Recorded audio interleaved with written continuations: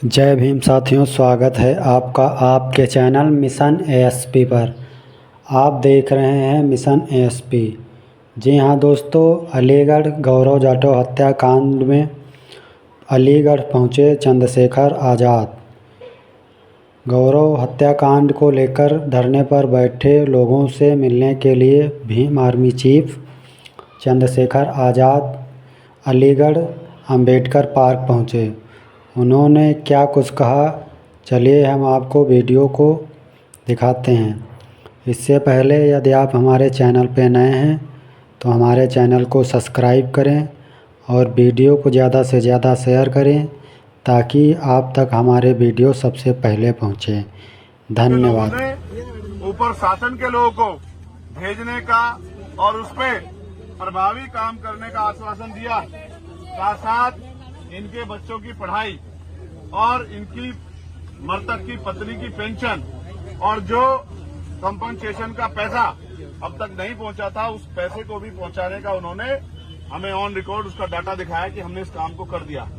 वो इनकी पत्नी की पेंशन के लिए भी हमसे, क्योंकि हमारा अधिकार है, तो वो इसके लिए सहमत है कि उनको पेंशन बनेगी और उनके बच्चों की, जब तक वो पढ़ाई करेंगे उनके बच्चों की पढ़ाई होगी। जो आरोपी था, एक आरोपी जिसने सरेंडर किया था, उसके साथ 2 लोग और हैं, ये बात भी जानकारी में आई। उनमें से एक को गिरफ्तार कर लिया गया और एक अभी फरार है।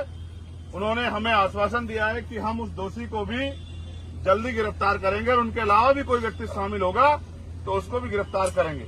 ये बात अच्छी बात है कि आज आपने बड़े पैमाने पर अपना आक्रोश जाहिर किया है और अपने संख्या बल से शासन प्रशासन को ये सोचने के लिए मजबूर किया है कि अगर इस तरह से कानून व्यवस्था अप्रभावी रही, कानून व्यवस्था में को संभालने में कानून को लागू कराने वाले लोग और कानून को पालन कराने वाले लोग अगर असफल रहे तो जन आक्रोश बढ़ेगा।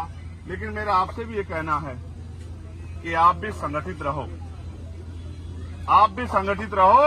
जब तक आप संगठित नहीं रहोगे और समाज को साथ लेके नहीं चलोगे, तब तक मुझे नहीं लगता कि ये हत्याएं बंद हो सकती हैं। हत्या होने के बाद वो आरोपी जेल चला जाए या उसको फांसी की सजा हो जाए, लेकिन उस परिवार का क्या, जिस परिवार से कमाने वाला चला गया है, जिस परिवार का सहारा चला गया है। ये जो माँ बाप यहाँ बैठे हैं, ये इस उम्मीद से बैठे हैं कि इनके बारे में सोचा जाए, लेकिन आप जानते हो शासन सत्ता उनकी है और उनकी शासन सत्ता में हमारे लोगों की हत्या की छूट मिली हुई है, तो हम क्या करें। मैं आपसे भी कहता हूं, ये जो नौजवान यहाँ खड़े हैं, जब तक आप अपनी शासन सत्ता नहीं बनाओगे तब तक ये हत्याएं रुकने वाली नहीं है। आज अपनी ताकत बनाई है नगीना के जरिए, तो आपकी बात मजबूत हुई है, आपकी सुनवाई भी होने लगी है, आपकी बात का दमखम भी बढ़ा है। लेकिन ताली मत बजाओ, सुन लो, ये ताली बजाने का, नारा लगाने का समय नहीं है, क्योंकि हमने अपना भाई खोया। एक नहीं, कई भाई को, एक और बहन बैठी है जिसके 3 बच्चे हैं, वो भी उम्मीद लगा के बैठी है कि भाई चंद्रशेखर आएंगे, मुझे न्याय दिलाएंगे। माननीय मंत्री जी और तमाम लोग, हमारे जिला संगठन के लोग, हमारे मंडल के लोग लगातार इस लड़ाई को लड़ रहे हैं। प्रदेश के लोग भी लगातार हमें सहयोग कर रहे हैं। लेकिन आप ये सोचो, क्या हम इनको पूर्णतः बंद नहीं करा सकते कि हत्या हो ही नहीं, किसी बहन बेटी का अपमान हो ही नहीं, किसी गरीब को बेइज्जत किया ही नहीं जाए? क्या तार की बाड़ लगाकर लोगों की हत्याएं जो की जा रही है ये बंद हो जाए?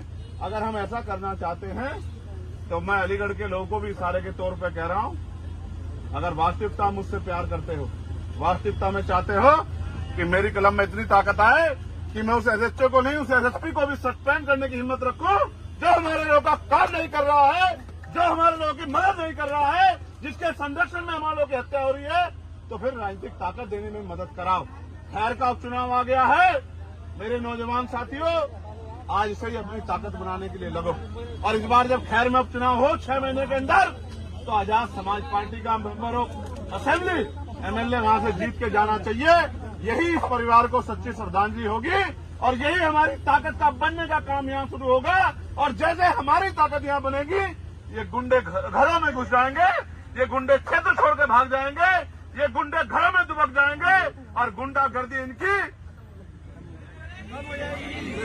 गुंडागर्दी हवा हवाई हो जाएगी। ये भी आपको सम्मान से बात क्या करेंगे, लेकिन ये तभी संभव है कि जो बिजनौर के लोगों ने करके दिखाया, वो अलीगढ़ के लोग भी करके दिखाएं। ये अलीगढ़, इसका इतना बड़ा नाम है और मुझे गर्व महसूस होता है कि यहाँ इतना मान सम्मान आप लोगों ने कमाया है, लेकिन यहाँ इतना बड़ा जुल्म हो रहा है, तो ये चिंता का विषय है और इस चिंता को आपको मुझे समझना पड़ेगा। सिर्फ नारा लगाने से या मोटरसाइकिल दौड़ाने से काम नहीं चलेगा। बिना राजनीतिक शक्ति के हम इनका मुकाबला नहीं कर सकते।